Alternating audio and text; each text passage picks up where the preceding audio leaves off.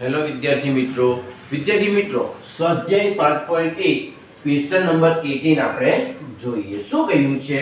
લેમ્બડાના કયા મૂલ્ય માટે fx દ્વારા વ્યાખ્યાયિત વિધેય x 0 આગળ સતત છે? અને બીજું શું કહ્યું છે? x 1 આગળ સાતત્ય માટે શું કહી શકાય? બે સવાલ તમને પૂછેલા છે, એના આન્સર તમારે આપવાનું છે. તો સૌપ્રથમ આપણે શું જોઈએ કે લેમ્બડાના કયા મૂલ્ય માટે fx x 0 આગળ સતત છે?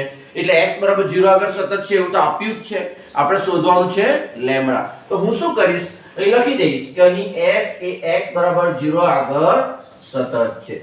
જ્યારે કોઈ વિધેય કોઈ પોઈન્ટ આગળ સતત હોય અને અજ્ઞાત મૂલ્ય તમારે શોધવાનું હોય વિદ્યાર્થી મિત્રો, ત્યારે મેં તમને કહ્યું તે પ્રમાણે ડાબી બાજુનું લક્ષ બરાબર જમણી બાજુનું લક્ષ બરાબર તે પોઈન્ટ આગળ ફંક્શનનું મૂલ્ય શોધી કાઢવાનું. બરાબર, આ ત્રણે ત્રણ કેવા થશે? ઇક્વલ. પરંતુ વિદ્યાર્થી મિત્રો મેં તમને કહ્યું તે પ્રમાણે આપણે શું કરીશું, ત્રણે ત્રણ ઇક્વલ છે એવું નહીં લઈશું. બરાબર, આપણે બે ને જ લઈશું, કારણ કે એમાં બે તો રિપીટ જ થવાના છે. તો આપણે શું કરીશું, તો x 0 આગળ છે ને એટલે f0 તો લઈ જ લેવાના, આ તો તમારે લઈ જ લેવાનું. હવે જોજો x 0 કયા વિકલ્પમાં આવે? તો પહેલા વિકલ્પમાં આવે. તો એ સિવાયનો વિકલ્પ જુઓ તો તેમાં શું છે, તો x > 0 છે અને x > 0 નો અર્થ જમણી બાજુનું લક્ષ. એટલે f0 બરાબર જે લક્ષ આપણે લઈશું ને તે જમણી બાજુનું લક્ષ લઈશું. શા માટે? કારણ કે અહીં x > 0 છે અને આ તો તમારે લઈ જ લેવાનું. બરાબર, તમે ત્રણે ત્રણને સરખાવી દઉં તો પણ ચાલે, મેં કીધું જ છે, પણ એનો કોઈ મીનિંગ નથી. બે તો સરખા જ થઈ જવાના છે, એટલા માટે શું કરવાનું, તો જે પોઈન્ટ આગળ સતત છે તેનું મૂલ્ય તો લઈ જ લેવાનું. પછી જો x 0 શેમાં આવે? તો પહેલા વિકલ્પમાં. તો તમારે બીજો વિકલ્પ લેવાનો. બીજો વિકલ્પમાં શું છે? તો x > 0 એટલે કે જમણી બાજુનું લક્ષ. હવે જોજો વિદ્યાર્થી મિત્રો કે x → 0 પ્લસ હોય તો x > 0 થાય ને x > 0 થાય તો fx શું લેવાય? x > 0 માટે તો 4x + 1 લેવાશે અને x 0 માટે fx શું થશે? તો λ × x² - 2x. હવે આપણે x ના સ્થાને 0 મૂકી દઈએ તો λ × 0² - 2 × 0 0 - 0 એટલે 0, λ × 0 એટલે 0 આવી ગયું. એટલે f0 નું મૂલ્ય કેટલું આવ્યું? 0 આવી ગયું. તો f0 ની જગ્યાએ 0 મૂકી દઈએ, fx ની જગ્યાએ શું લેવાનું? જમણી બાજુનું લક્ષ છે એટલે 4x + 1. હવે આપણે x ના સ્થાને 0 મૂકી દઈએ લક્ષ શોધતી વખતે, તો 4 × 0 + 1 = 0 એટલે 0 + 1 = 0 એટલે કે 1 = 0. વિદ્યાર્થી મિત્રો 1 = 0 થાય ન થાય? એનો અર્થ શું થયો? આ શક્ય નથી. એટલે મેં લખ્યું છે જે શક્ય નથી. એનો મતલબ એવો થયો કે આપેલ વિધેય સતત છે એવું તમે લીધું ને એ ખોટું છે. આપેલ વિધેય એ x 0 આગળ સતત નથી. હવે સવાલ એવો પૂછ્યો છે કે લેમ્બડાના કયા મૂલ્ય માટે સતત થાય? આ વિધેય સતત જ નથી તો લેમ્બડાનું કયું મૂલ્ય તમે લેવાના? બરાબર, એટલે લેમ્બડાના કોઈ પણ કિંમત માટે f એ x 0 આગળ સતત નથી. અહીં લેમ્બડા મળે જ નહીં. મળે જ નહીં એનો મતલબ શું થયો? તમે લેમ્બડા કોઈ લેવો કે ન લેવો આ તો સતત થવાનું નથી. એટલે લેમ્બડાની કોઈ પણ કિંમત માટે f એ x 0 આગળ સતત નથી. વિધેય સતત મળે જ નહીં તો લેમ્બડાની કોઈ પણ કિંમત લેવાની, એનાથી શું ફરક પડી જાય? આમાં કશે પણ લેમ્બડા દેખાડો છે તમને? ના, લેમ્બડા મળે જ નહીં એટલે લેમ્બડાની તમે કોઈ પણ કિંમત લેશો ને આ સતત થવાનું નથી. એટલે લેમ્બડાની કોઈ પણ કિંમત માટે f એ x 0 આગળ સતત નથી. બરાબર, ચાલો હવે આપણે x 1 આગળ ચેક કરીએ. તો વિદ્યાર્થી મિત્રો જે રીતે 0 આ વિકલ્પની અંદર હતો એટલે આપણે ડાબી બાજુ અને જમણી બાજુનું લક્ષ ચેક કર્યું, પરંતુ 1 તો આ વિકલ્પમાં જ નથી. જો અહીં કશે પણ તમને 1 દેખાય? નથી દેખાતો. એનો મતલબ એવો થયો કે 1 આમાં મળે જ નહીં એટલે ડાબી અને જમણી બાજુનો સવાલ જ ઉપસ્થિત ન થાય. એટલે તમારે 1 આગળ ડાયરેક્ટ લક્ષ શોધી કાઢવાનું. મેં તમને કહ્યું જ હતું, ફરીથી કહું છું. તો સૌપ્રથમ તો x 1 આગળ આપણે f1 શોધવાનું છે. તો x 1 આગળ fx શું થાય? તો x 1. હવે x 1 એટલે શું થાય? જોજો વિદ્યાર્થી મિત્રો, x 1 આગળ fx શું થાય? તો x 1 લઈ લઈએ તો 1 તો 0 કરતા મોટો છે. x હું 1 લઈ લઉં આમાં તો 1 તો 0 કરતા મોટો છે. એનો મતલબ એવો થયો કે x એ 0 કરતા મોટો છે અને x એ 0 કરતા મોટો હોય તો fx શું લખાય? 4x + 1 એટલે fx 4x + 1. હવે x ના સ્થાને હું 1 મૂકી દઉં તો 4 × 1 + 1 એટલે 4 + 1 = 5. બરાબર, એટલે x 1 કયા વિકલ્પમાં આવે? આ વિકલ્પમાં. શા માટે? તો x 1 છે એ તો 0 કરતા મોટો છે અને 0 કરતા મોટો હોય તો વિકલ્પ કયો આવે? બીજો. એટલે તમને f1 નું મૂલ્ય મળી ગયું. હવે આપણે શું કરીશું, ડાયરેક્ટ લક્ષ શોધીશું, કારણ કે લેસ ધેન અને ગ્રેટર ધેન તો પ્રશ્ન જ ઉપસ્થિત નથી થતો આમાં. તો આપણે શું કરીએ, limit x tends to 1 fx લઈ લઈએ. હવે જોજો વિદ્યાર્થી મિત્રો, લિમિટ x ટેન્ડ્સ ટુ 1 કીધું છે, બરાબર? એટલે x શું છે, 1 ની નજીક જાય. આપણી પાસે કઈક આવી સિચ્યુએશન છે વિદ્યાર્થી મિત્રો, અહીં 0 છે, માની લો અહીં 1 છે. હવે x 0 ની નજીક જાય તો બે રીતે નજીક જશે, ડાબી બાજુથી જાય અથવા જમણી બાજુથી જાય. જો x ડાબી બાજુથી 1 ની નજીક જશે તો પણ x 0 કરતા મોટો થશે, અને x જમણી બાજુથી 1 ની નજીક જશે તો પણ એ 0 કરતા તો મોટો જ થશે. એટલે x ટેન્ડ્સ ટુ 1 હોય એનો અર્થ એવો થાય કે x એ ગ્રેટર ધેન 0 છે, અને x ગ્રેટર ધેન 0 હોય તો fx 4x 1 થાય. ચાલો, એટલે આપણે fx શું લઈશું, 4x 1. અંદર મૂલ્ય મૂકી દઈએ તો શું થઈ જશે, 4 1 equal to 5. એટલે limit x tends to 1 fx નું મૂલ્ય કેટલું આવ્યું, f1 બરાબર આવ્યું. એનો મતલબ એવો થયો કે f એ x બરાબર 1 આગળ સતત છે. હવે લેમ્બડાના કયા મૂલ્ય માટે સતત છે, તો વિદ્યાર્થી મિત્રો અહીંયાથી લઈને અહીંયા સુધી તમે દાખલો ગણ્યો, કશે પણ લેમ્બડા આવ્યો ન આવ્યો. લેમ્બડા ન આવ્યો ને તો પણ વિધેય સતત થઈ ગયું. એનો મતલબ શું થઈ ગયું, લેમ્બડા જે લેવું હોય તે લઈ શકાય, બરાબર? લેમ્બડામાં મળે જ નહીં છતાં વિધેય સતત થઈ ગયું 1 આગળ. એનો મતલબ એવો થયો, લેમ્બડા તમારે જે લેવું હોય તે લેવો, જે મળે જ નહીં તેની વેલ્યુ ગમે તે લેવાની, શું ફરક પડવાનો? એટલે લેમ્બડા તો આમાં મળે જ નહીં, એટલે લેમ્બડા તમે ગમે તે લેશો તો પણ વિધેય તો x બરાબર 1 આગળ સતત થવાનું છે જ. એટલે લેમ્બડાની કોઈ પણ કિંમત માટે વિધેય સતત થાય. માની લો કે લેમ્બડાની કિંમત હું 10 લાખ લઈ લઉં, 10 લાખ લઈ લઉં તો કશે પણ સાદું પર 10 લાખ આવવાનું નહીં, છતાં સતત થઈ ગયું. લેમ્બડાની કિંમત માની લો કે -10 લઈ લે, તો લેમ્બડાની કિંમત -10 લઈ લે તો પણ કશે અસર થવાની એની કઈ અસર નહીં થવાની. એટલે લેમ્બડા તમે ગમે તે લેવો, આ તો x બરાબર 1 આગળ સતત થવાનું છે ને થવાનું જ છે. એટલે ફાઇનલી આપણે એવું કહી શકીએ, લેમ્બડાની કોઈ પણ કિંમત માટે f એ x બરાબર 1 આગળ સતત થાય. શા માટે કોઈ પણ કિંમત, તમે જે કિંમત લેવો ને તે વિદ્યાર્થી મિત્રો આ સતત થવાનું જ છે, અને નક્કી જ કરી દીધું છે કે મારે x બરાબર 1 આગળ સતત થવું જ છે. લેમ્બડા ગમે તે આવી જાય. શા માટે એવું નક્કી કરાયું, ખબર છે કે લેમ્બડા તો મળે જ નહીં આમાં, એટલા માટે. તો શું થઈ જશે, લેમ્બડાની કોઈ પણ કિંમત માટે f એ x બરાબર 1 આગળ સતત થશે, બરાબર? લખી લો વિદ્યાર્થી મિત્રો. હવે આપણે જે ક્વેશ્ચન જોવા જઈ રહ્યા છીએ ને ખૂબ જ અગત્યનો છે, બરાબર? તમારા નોલેજની દ્રષ્ટિએ પણ ખૂબ જ અગત્યનું છે. આનું નોલેજ જો તમને ન હોય ને તો સાતત્યનું ગમે તેનું નોલેજ હોય નકામનું છે, બરાબર? એટલે આનું નોલેજ હોવું ખૂબ જરૂરી છે. તો શું કીધું છે ક્વેશ્ચન નંબર 19 માં કે સાબિત કરો કે વિધેય gx બરાબર, આપણે દર વખતે fx લખીએ છીએ, અમે એ લોકોએ gx કીધું છે તો gx રવા દઈએ, x માઈનસ અને શું વંચાય વિદ્યાર્થી મિત્રો, ધોરણ 11 માં શીખીને આવ્યા જ છો, અને વંચાય મહત્તમ પૂર્ણાંક x. એની વ્યાખ્યા શું થાય આપણે પછી જોઈએ. શું કરવાનું છે, તો gx બરાબર x માઈનસ મહત્તમ પૂર્ણાંક x પ્રત્યેક પૂર્ણાંક માટે અસતત છે. પ્રત્યેક પૂર્ણાંક માટે, પૂર્ણાંક એટલે z, તો તમારું વિધેય g છે તે z પર અસતત છે એવું તમારે સાબિત કરવાનું છે. હવે એ મહત્તમ પૂર્ણાંક x ની વ્યાખ્યા તમને આપી છે. શું દર્શાવે, એ મહત્તમ પૂર્ણાંક x એ x જેટલો કે તેથી નાનો હોય તેવો મહત્તમ પૂર્ણાંક દર્શાવે છે.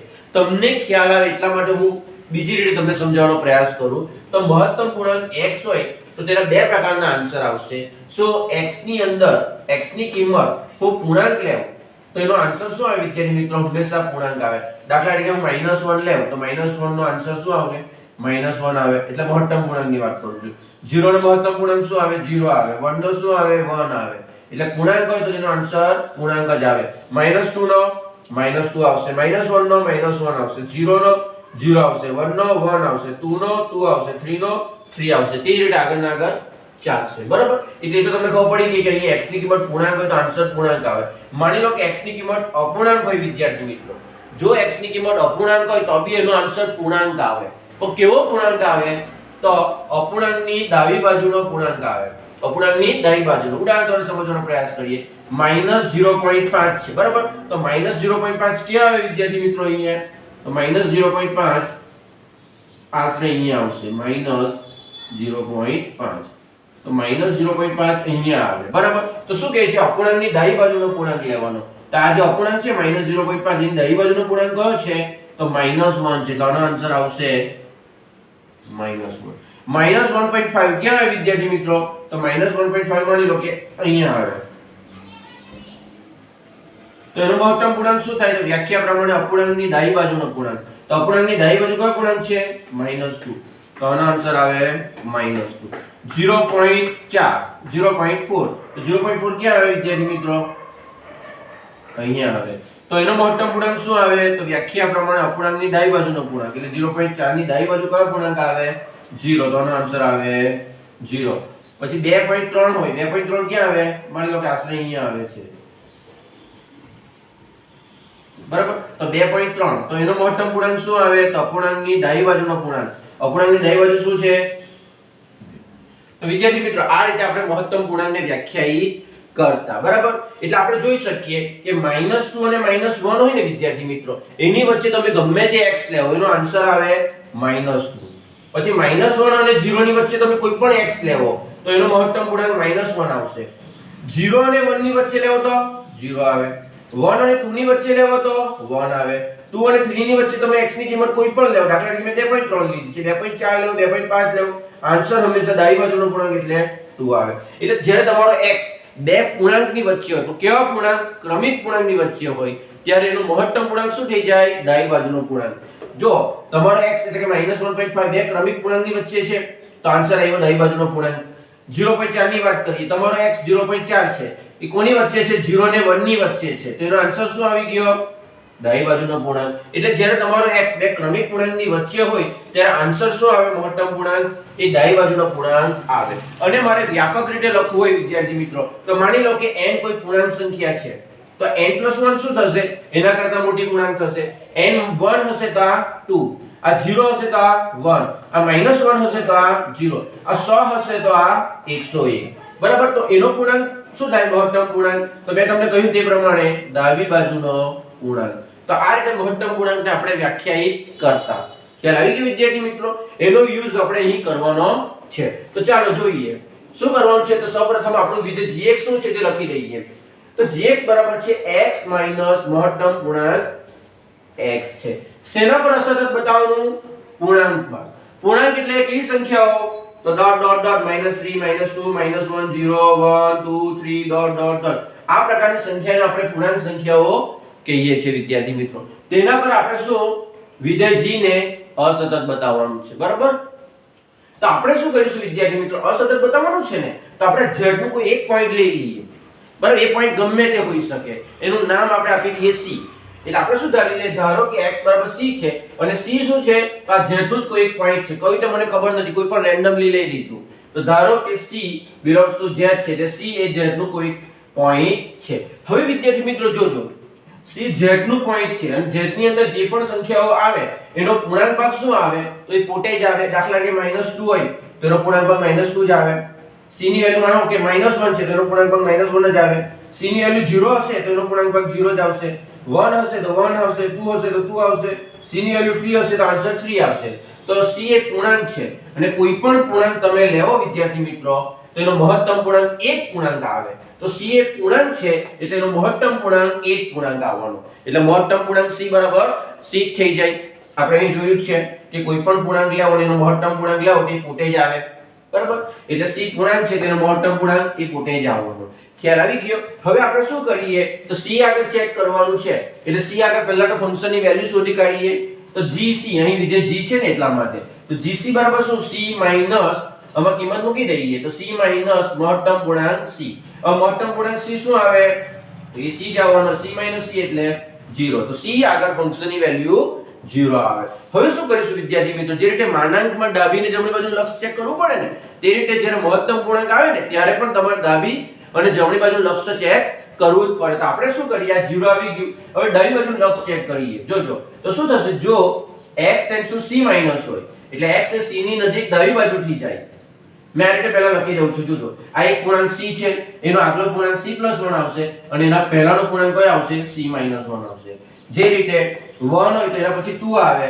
અને 1 પહેલા 0 આવે 2 હોય તો તેના પછી 3 આવે એના પહેલા શું આવે 1 આવે એટલે આ સાઈડ એક એડ થાય જોઈ શકો અને આ સાઈડ એક બાદ થાય દાખલા તરીકે 0 લેમ તો આ સાઈડ એક એડ થાય અને આ સાઈડ એક બાદ થાય દાખલા તરીકે 2 લેમ તો આ સાઈડ એક એડ થાય આ સાઈડ એક બાદ થાય તો મેં c એક પૂર્ણાંક લીધો છે તો આ સાઈડ એક એડ થશે આ સાઈડ એક બાદ થશે આ પ્રમાણે છે હવે જોજો આપણે ડાબી બાજુ લક્ષ ચેક કરવાનું છે તો તમારો x c ની નજીક ક્યાંથી જશે ડાબી બાજુથી જશે. જો x એ c ની નજીક ડાબી બાજુથી જાય વિદ્યાર્થી મિત્રો તો x એ c કરતા કેવો થાય? નાનો થાય. હવે જોજો વિદ્યાર્થી મિત્રો x એ શું c કરતા નાનો થશે અને કોની વચ્ચે આવશે? તો આ બે પૂર્ણાંકની વચ્ચે આવશે. જોઈ શકો છો આકૃતિમાં. એટલે c - 1 x c. તો એનો મહત્તમ પૂર્ણાંક શું થશે? તો અત્યારે જ કીધું જો તમારો x બે પૂર્ણાંકોની વચ્ચે હોય તો એનો મહત્તમ પૂર્ણાંક શું થાય? તો એની ડાબી બાજુનો પૂર્ણાંક એટલે n. તો આનો શું થશે વિદ્યાર્થી મિત્રો? એની ડાબી બાજુનો પૂર્ણાંક અને એની ડાબી બાજુનો પૂર્ણાંક શું છે? c - 1 છે. બરાબર. એટલે હવે આપણું gx શું થવાનું? તો gx બરાબર x - પૂર્ણાંક ભાગ x is equal to x minus પૂર્ણાંક ભાગ x શું આવ્યો આ કેસમાં? તો c - 1. સાદુરૂપ આપીએ તો x - c + 1. હવે આપણે શું કરીએ? ડાબી બાજુ લક્ષ શોધી કાઢીએ તો limit x → c - gx equal to limit x → c minus. હવે જોજો x → c માઈનસ હોય વિદ્યાર્થી મિત્રો બરાબર. તો તમારો gx શું આવ્યો? x - c + 1. તે મૂકી દો. x ના સ્થાને c મૂકી દઈએ તો c - c + 1. આ c અને આ c કેન્સલ. આન્સર આવી ગયો 1. વિદ્યાર્થી મિત્રો સતત થવા માટે ડાબી બાજુનું લક્ષ, જમણી બાજુનું લક્ષ અને તે પોઈન્ટ આગળ ફંક્શનની વેલ્યુ 3 ઇક્વલ થવું જોઈએ. એ આપણે જાણીએ છીએ. અહીં તમે જોઈ શકો છો કે ફંક્શનની જે વેલ્યુ આવી c આગળ તે તો કેવી આવી? 0 આવી અને ડાબી બાજુનું લક્ષ શું આવ્યું? 1 આવ્યું. એટલે ડાબી બાજુનું જે લક્ષ છે તે ફંક્શનની વેલ્યુ બરાબર નથી. હવે તમે જ વિચાર કરો આ બે ઇક્વલ ન હોય તો જમણી બાજુનું લક્ષ શોધવાની શું ફાયદો થવાનો? જમણી બાજુનું લક્ષ ગમે તે આવે આ 3 તો કોઈ વખત ઇક્વલ થવાના નથી. શા માટે ઇક્વલ નથી થવાના? આ બે સરખા નથી માની લો. તો ત્રીજું શોધવાની શું ફાયદો થાય? બરાબર કોઈ ફાયદો થવાનો નથી. એટલે આપણે આજે ત્રીજું છે તે શોધવાની કોઈ જરૂર નથી. એટલે આપણે શું કરીશું? therefore limit x → c - gx is not equal to gc લખી દઈશું. એટલે શું લખાશે? g એ x = c આગળ અસતત છે. 3 ઇક્વલ ન થાય. કોઈ પણ બે ઇક્વલ ન થાય તો 3 ઇક્વલ થવાના જ નથી. બરાબર. એમાં લખવાનું કોઈ આવતું જ નથી. સમજવાનું હોય છે. એટલે આ બે ઇક્વલ નથી એટલે 3 ઇક્વલ નથી. એટલે therefore gx = c આગળ સતત નથી એટલે કે અસતત છે. હવે જોજો વિદ્યાર્થી મિત્રો g શું છે? તો c આગળ અસતત છે અને c શું છે વિદ્યાર્થી મિત્રો? belongs to z છે એટલે કે c પૂર્ણાંક છે. તો ફાઇનલી હું એવું કહી શકું ને કે વિધેય g એ પ્રત્યેક પૂર્ણાંક માટે અસતત છે. બરાબર. આ લખવાની વિદ્યાર્થી મિત્રો જરૂર નથી છે તે છતાં હું તમને સમજાવવાનો પ્રયાસ કરું. શા માટે? કોઈ વાર આની પણ તમને જરૂર પડી જાય તો આપણે જમણી બાજુ લક્ષ પણ શોધી કાઢીએ. બરાબર. એક્ઝામમાં લખવાની જરૂર નથી ખાલી તમારા સમજવા માટે. બરાબર. કેટલીક વાર શું થાય તમે આ લક્ષ શોધી કાઢ gc શોધી કાઢ કોઈ જમણી બાજુ લક્ષ જો પહેલા શોધી કાઢ્યું તો આ બે ઇક્વલ થઈ ગયા તો ત્રીજું તો તમારે શોધવું જ પડે ને તે સમયે. એટલા માટે આ લક્ષ પણ કેવી રીતના શોધાય તે તો તમને આવડવું જોઈએ. તો જોઈએ ચાલો. જો x → c + હોય જમણી બાજુના લક્ષની વાત કરું છું તો x શું થાય? c કરતા મોટો થાય. હવે જોજો હવે તમારો x c ની નજીક જાય છે પરંતુ જમણી બાજુથી જાય. હવે x જો c ની નજીક જમણી બાજુથી જાય તો તમારો x c અને c + 1 ની વચ્ચે આવવાનો. એટલે x એ c અને c + 1 ની વચ્ચે આવવાનો. તો એનો મહત્તમ પૂર્ણાંક શું થાય? તો મહત્તમ પૂર્ણાંક એટલે ડાબી બાજુનો પૂર્ણાંક. હમણાં જ આપણે જોઈ ગયા ડાબી બાજુનો પૂર્ણાંક એટલે શું આવે? એનો આન્સર c આવે. એટલે gx શું થાય? x - પૂર્ણાંક ભાગ x is equal to x - પૂર્ણાંક ભાગ x c આવ્યો એટલે x - c. Limit x → c + gx equal to limit x → c + gx. gx એટલે શું વિદ્યાર્થી મિત્રો? તો x - c. એમાં x ના સ્થાને c મૂકી દો તો c - c એટલે 0 આવી ગયું. બરાબર. પણ આની જરૂર નથી. પણ શા માટે મેં તમને લખાયું તે તમને કહ્યું. કેટલીક વાર શું થાય વિદ્યાર્થીઓ શું કરે આ ક્રમમાં શોધવું એવું જરૂરી તો નથી. કોઈ શું કરે પહેલા શું કરે c આગળ ફંક્શનની વેલ્યુ તો શોધી કાઢે વિદ્યાર્થી મિત્રો. પછી એના મનમાં એવું થાય લે જમણી બાજુનું લક્ષ શોધી કાઢું. તો શું થશે? એ જમણી બાજુનું લક્ષ શોધવા જશે આના કરતા પહેલા તો એની વેલ્યુ તો 0 આવી ગઈ. એટલે આ પણ 0 આવ્યું આ પણ 0 આવ્યું એટલે કમ્પલસરી ત્રીજું એને શોધવું જ પડે કારણ કે ઇક્વલ પણ થઈ શકે. તો એ પાછું ત્રીજું શોધશે અને ત્રીજું શોધશે તો શું થશે? 1 આવશે. તો એ શું કહેશે કે આ 3 તો ઇક્વલ નથી એટલે અસતત છે. પરંતુ કેટલીક વાર શું થાય જો તમે આ શોધી કાઢો પછી આ શોધી કાઢો તો આ બે તો ઇક્વલ મળે જ નહીં તો ત્રીજું શોધવાનું શું કામ? તો તેવા સંજોગોમાં આની જરૂર પડતી નથી. પરંતુ તમારા નોલેજ ખાતામાં બતાવ્યું છે તમારે યાદ રાખવાનું. બરાબર. કાં તો કદાચ પરીક્ષામાં એવું થઈ જાય તમારાથી ભૂલમાં કે પહેલા gc શોધાઈ જાય 0 આવી ગયો. જમણી બાજુ લક્ષ શોધાઈ જાય ત્યારબાદ એ પણ 0 આવી જાય તો કમ્પલસરી તમારે ડાબી બાજુ લક્ષ શોધવું પડશે. ખ્યાલ આવ્યો? અહીં મને પહેલેથી ખબર ન હતી કે આ 1 જ આવશે. બરાબર. મેં શોધ્યું એટલે ખબર પડી એટલે કોઇન્સિડન્ટલી અહીંયા જ મારું કામ પતી ગયું. બરાબર. નહીં તો શું કરતે મેં પહેલા આ શોધતે પછી આ શોધતે ને તમારે કમ્પલસરી આ શોધવું જ પડતે કારણ કે આ 0 છે આ પણ 0 છે એટલે આ મારે શોધવું જ પડતે. પરંતુ એ તો શું થઈ ગયું GC ની વેલ્યુ 0 આવી ગઈ, ડાબી બાજુનો લક્ષ 1 આવી ગયો, તો બંને ઇક્વલ નથી, બંને ઇક્વલ નથી એટલે 3 3 ઇક્વલ નથી, 3 3 ઇક્વલ નથી એટલે આવું લખી શકીએ કે g x બાય c આગળ અસતત છે અને c એટલે તો પૂર્ણાંક એટલે g એ પ્રત્યેક પૂર્ણાંક માટે અસતત છે. ખ્યાલ આવી ગયો વિદ્યાર્થી મિત્રો? ખૂબ જ અગત્યનું એક્ઝામ્પલ છે, લખી લો. વિદ્યાર્થી મિત્રો હવે આપણે આગળ વધીએ. વિદ્યાર્થી મિત્રો તમારે યાદ રાખવાનું છે, શું યાદ રાખવાનું છે કે ત્રિકોણમિતીય વિધેયનું સાતત્ય ચકાસવા માટે limit x tends to c fx બરાબર શું લઈ લેવાનું? Limit h tends to 0 f of c plus h. આમ તો જોવા જઈએ ને વિદ્યાર્થી મિત્રો તો બધા ત્રિકોણમિતીય વિધેય તેના પ્રદેશ પર સતત છે જ, પરંતુ કેટલીક વાર તમને સ્પેશિયલી એવું પૂછવામાં આવે કે સાબિત કરીને બતાવો, તો પછી તમારે સાબિત કરવું પડે. એટલા માટે તમારે યાદ રાખવાનું શું? Limit x tends to c fx બરાબર limit h tends to 0 f of c plus h. હવે વિદ્યાર્થી મિત્રો આપણે જાણીએ છીએ કે કોઈ પણ વિધેય હંમેશા તેના પ્રદેશ પર જ સતત થાય. એટલે સાતત્ય જ્યારે ચેક કરવાની આવે ત્યારે ક્યાં કરવાની? મેં તમને કીધું હતું લેક્ચર નંબર 1 માં, સાતત્યતા હંમેશા વિધેયના પ્રદેશ પર જ ચેક થાય. તો તમને ત્રિકોણમિતીય વિધેયના પ્રદેશ ખબર હશે તો જ તમે એના પ્રદેશ પર સાતત્યતા ચેક કરશો ને. તો એના પ્રદેશ કયા આવે તે આપણે એકવાર જોઈ લઈએ. તો sin નો પ્રદેશ વિદ્યાર્થી મિત્રો r આવે, cos નો પણ r આવે, tan નો શું આવે? તો tan નો r આવે, પરંતુ એમાંથી એવા પોઈન્ટ બાદ કરી નાખવાના જેના માટે વિધેય શું થઈ જાય? અવ્યાખ્યાયિત થાય. તો એ તમને ખબર છે કે 2n + 1 π/2 બરાબર, આ પોઈન્ટ આગળ વિધેય શું થઈ જાય? અવ્યાખ્યાયિત થઈ જાય. તો તેને આપણે કાઢી નાખવાનું. cot નો શું થશે? તો cot માં બી એવું જ થશે. cot માં શું થશે? cot માં એટલે cos ના છેદમાં sin એટલે વિદ્યાર્થી મિત્રો અહીં n π આવશે, ભૂલમાં લખાઈ ગયું, n π આવશે. તો cot માં શું થશે? તો cot પણ r પર સતત છે, પરંતુ એમાંથી કેવા પોઈન્ટ બાદ કરી નાખવાના? તો જેના માટે છેદ 0 થઈ જાય. છેદમાં શું આવે cot માં? તો cos ના છેદમાં sin એટલે છેદમાં sin આવે, sin કોના માટે 0 થાય? તો n π માટે થાય. જેવા પોઈન્ટને આપણે કાઢી નાખવાનું બરાબર. એટલે r - n π જે n belongs to z શેમાંથી? r માંથી. તો cot નો પ્રદેશ શું થાય? r - n π જે n belongs to z. હવે cosec, તો cosec નો પ્રદેશ શું થાય વિદ્યાર્થી મિત્રો? તો cosec એટલે 1 ના છેદમાં sin, છેદ 0 ન થવો જોઈએ. છેદ કોના માટે 0 થાય? તો sin માટે થાય, અને sin એટલે tan π એટલે r માંથી શું બાદ કરી નાખવાનું? n π જે n belongs to z. આપણું તમને ખબર જ છે, ફરીથી એકવાર કહું છું બરાબર, કેટલી બધી વખત આપણે જોયું હશે. એટલે cosec શું થાય? તો cosec નો પ્રદેશ તમે r લઈ શકો, પરંતુ એમાં કઈ વેલ્યુ ન લેવાની? n π. એટલે કે π નો ગુણક હોય તે વેલ્યુ લેવાની નહીં, કારણ કે તે પોઈન્ટ આગળ એ 0 થઈ જાય અને 1/sin, તો sin 0 થાય તો અવ્યાખ્યાયિત થઈ જાય. એટલા માટે cosec શું લેવાય? પ્રદેશ આ લેવાનો. sec માટે શું થાય? 1 ના છેદમાં cos, તો જે cos નું આવે તેના માટે જ થાય. તો cos કોના માટે 0 થાય? તો 2n + 1 π/2 માટે થાય. એટલે આપણે શું કરવાનું? r - 2n + 1 π/2 જે n belongs to z કરી નાખવાનું. એટલે તમે જોઈ શકો છો વિદ્યાર્થી મિત્રો, આ બે સીમ આવશે, આ બે સીમ આવશે અને આ બે સીમ આવશે. sin અને cos નો પ્રદેશ r આવશે બરાબર. પછી tan અને sec નો આવશે. શા માટે? tan હોય તો tan ની ફોર્મ્યુલામાં sin ના છેદમાં cos એટલે છેદમાં cos આવી ગયો, cos 0 થવો જોઈએ નહીં. sec એટલે તો 1 ના છેદમાં cos, cos 0 થવો જોઈએ નહીં. તો આ બંનેમાં cos 0 થવો જોઈએ નહીં. cos કોના માટે 0 થાય? તો આના માટે થાય. કાઢી નાખો બરાબર. ચાલો, cos એટલે cos ના છેદમાં sin, છેદ 0 થવો જોઈએ નહીં.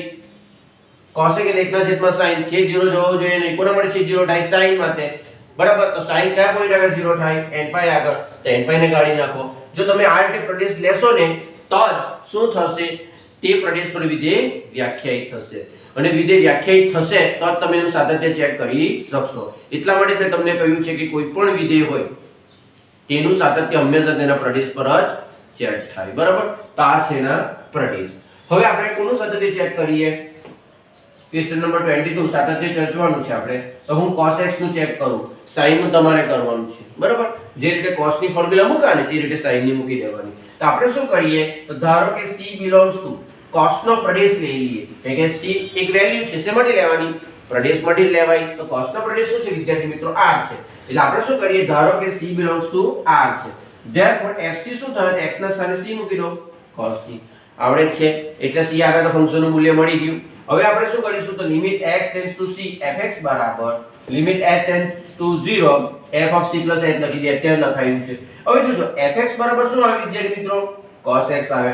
તો x ના સ્થાને c પ્લસ h મૂકી દઉં, x ના સ્થાને c પ્લસ h મૂકી દઉં. તો મારે અહીંયા પણ c પ્લસ h જ મૂકવું પડે.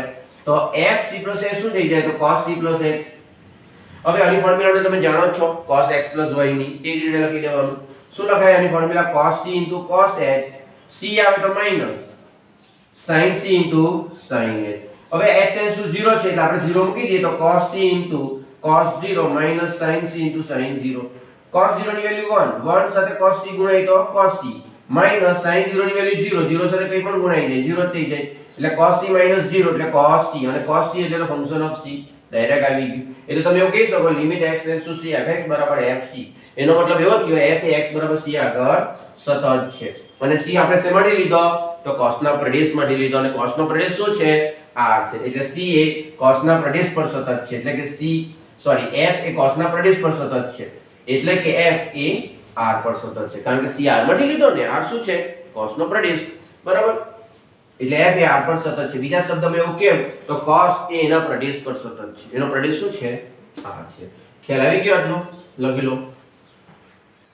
વિદ્યાર્થી મિત્રો, સાતત્યનો એક બીજો એક્ઝામ્પલ લઈએ આપણે. શું લઈએ? fx = cos x, બરાબર. તો આપણે cos x પર સાતત્ય ચેક કરવાનું છે. તો સૌપ્રથમ આપણે જાણીએ તે પ્રમાણે સાતત્ય હંમેશા વિધેયના પ્રદેશ પર ચેક થાય. અહીં કયું વિધેય છે cos x, અને એનું પ્રદેશ શું છે તે ખબર હોવું ખૂબ જરૂરી છે. તો cos x નો પ્રદેશ છે વિદ્યાર્થી મિત્રો, તમે જોઈ શકો છો cos x નો પ્રદેશ છે r - n pi જ્યાં n belongs to z. એટલે તમે કોઈ પણ પોઈન્ટ લેશો તો એક શેમાંથી લેવાનું cos x ના પ્રદેશમાંથી. એટલે આપણે ધારી લીધું, ધારો કે c belongs to r - n pi જ્યાં n belongs to z. કોઈ પણ પોઈન્ટ હંમેશા પ્રદેશમાંથી જ લેવાય, કારણ કે પ્રદેશના પોઈન્ટ આગળ જ આપણે ચેક કરવાના છે એટલા માટે. એટલે c belongs to r - n pi જ્યાં n belongs to z લઈ લીધું. therefore fc બરાબર શું થાય વિદ્યાર્થી મિત્રો? તો તમારે શું કરવાનું તો cos x માં x ની જગ્યાએ c મૂકી દો એટલે cos x c મળી ગયું. એટલે c આગળ ફંક્શનનું મૂલ્ય શોધવું ખૂબ જ સરળ છે. હવે આપણે એની લિમિટ શોધીએ તો લિમિટ x → c fx બરાબર વ્યાખ્યા પ્રમાણે limit h → 0 f of c + h લઈ લેવાનું.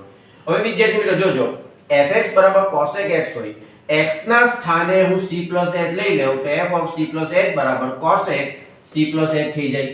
x ના સ્થાને શું લઈ લીધું c + h, એટલે આવું આવી જાય. એટલે f c + h બરાબર cos x c + h થઈ જાય. અને cos x એટલે 1/sin, એટલે 1/sin c + h. હવે 1/sin c + h નું સૂત્ર તો sin c * cos h cos c * sin h. હવે h → 0 છે એટલે h ના સ્થાને આપણે 0 મૂકી દઈએ તો cos 0 ની વેલ્યુ 1, 1 * sin c sin 0 ની વેલ્યુ તો 0, એટલે આ તો 0 રહી ગયો. એટલે 1/sin c, અને 1/sin c એટલે cos x c, અને cos x c એટલે ફંક્શન ઓફ c. એટલે આનો મતલબ શું થયો? લિમિટ x → c fx બરાબર fc. એટલે f એ x = c પર સતત છે, અને c શું છે તો આ છે. એનો મતલબ એવો થયો કે f એ r - n pi જ્યાં n belongs to z પર સતત છે. વિદ્યાર્થી મિત્રો ખ્યાલ આવી ગયો? એટલે પહેલામાં મેં તમને cos નું કરાવીને sin હોમવર્કમાં આપેલું હતું, બરાબર. એ sin નો આન્સર તમને અહીંયાથી મળી જ જવાનો છે. એ રીતે જ મેં એક્ઝામ્પલ કરાવતો છું. હવે cos x મેં કરાવ્યું ને, એટલે તમારા હોમવર્કમાં કયું કરવાનું? sec કરી નાખવાનું. sec એટલે 1/cos, cos ની ફોર્મ્યુલા ખબર જ છે, આગળ આપણે જોઈ ગયા તે પ્રમાણે. એટલે એનું સાતત્ય પણ ચેક થઈ જાય, બરાબર. આટલું લખી લો. વિદ્યાર્થી મિત્રો, આપણે cos x નું સાતત્ય ચેક કર્યું, cos નું સાતત્ય ચેક કર્યું. હવે આપણે tan નું સાતત્ય ચેક કરીએ, બરાબર. તો શું કરવાનું છે? fx બરાબર tan x આપ્યું છે. હવે tan નું સાતત્ય ચેક કરવું હોય તો હંમેશા પ્રદેશ પર જ થાય. કેટલી બધી વખત બોલ્યો છું. અને tan નો પ્રદેશ શું આવે હંમેશા? તો tan નો પ્રદેશ r - y sin + 1 pi/2 જ્યાં n belongs to z આવે. એટલે આપણે જે પણ પોઈન્ટ લઈશું તે પ્રદેશમાંથી લઈશું, બરાબર. tan ના એટલે ધારો કે c એક પોઈન્ટ છે એના પ્રદેશનું, તો c belongs to r - y sin + 1 pi/2 જ્યાં n belongs to z છે. therefore fc શું થશે? તો x ના સ્થાને c મૂકી દો એટલે fc બરાબર tan c થઈ જશે. હવે આપણે એનું લક્ષ ચેક કરીએ. કયા પોઈન્ટ આગળ? c આગળ. તો લિમિટ x → c fx બરાબર લિમિટ h → 0 વ્યાખ્યા પ્રમાણે આની f of c + h થઈ જાય. અને f of c + h શું થાય તો તમને ખબર જ છે, x ના સ્થાને c + h મૂકી દો એટલે શું થઈ જશે? અહીં c + h મૂકો તો અહીં પણ c + h, એટલે tan c + h થઈ જાય. હવે વિદ્યાર્થી મિત્રો tan c + h છે. હવે આપણે tan x + y ની ફોર્મ્યુલા જાણીએ છીએ, tan x + tan y છેદમાં 1 - tan x * tan y. એ ફોર્મ્યુલા અહીં મૂકી દો. આ ફોર્મ્યુલાનો યુઝ ન કરવો હોય તો કઈ નહીં, તો તમારે tan c + h છે ને એની જગ્યાએ sin c + h છેદમાં cos c + h મૂકી દેવાનું. sin c + h ની ફોર્મ્યુલા જોઈ ગયા, cos ની પણ આપણે જોઈ જ છે, બંનેની ફોર્મ્યુલા મૂકી દો આની અંદર, અંશ અને છેદમાં કિંમત મૂકી દો તો પણ sin ના છેદમાં cos એટલે કે tan આવી જશે, બરાબર. આપણે આ ફોર્મ્યુલાનો યુઝ કરીએ તો tan c + h ની ફોર્મ્યુલા શું આવે? tan c + tan h છેદમાં 1 - tan c * tan h. ચાલો h → 0 છે એટલે tan c પ્લસ અહીંયા આપણે 0 મૂકી દઈએ h ના સ્થાને, એટલે tan c + tan 0 ની વેલ્યુ 0 છે તો 1 - tan c * tan 0 ની વેલ્યુ 0, એટલે tan c + 0 છેદમાં 1 - 0.